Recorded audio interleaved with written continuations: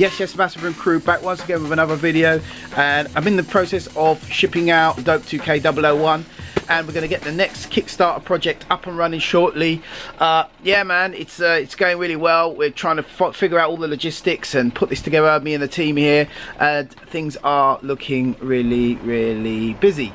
So as well as that, it's a peak season in the t-shirt printing industry, so we're getting through. We've had to top up on the old record mailers as well because they've kind of run down, and we've got some sort of document holders to sort of stick onto the actual records themselves, the record cases, and fragile tape and stuff like that as well. So yeah man, we've been really busy getting that all shipped out. Also don't forget, just dropped on the website, we've got the Brain Progression sweatshirts in grey. These look absolutely amazing.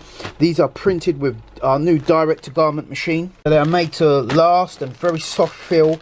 You can't even feel the print, it's literally just the material. Very nice. Also getting all the stickers ready to pop them in. Every bag, every record sold is going to have a Brain Progression sticker in there for you guys to, you know, stick on your record boxes, give them to your loved ones, whatever.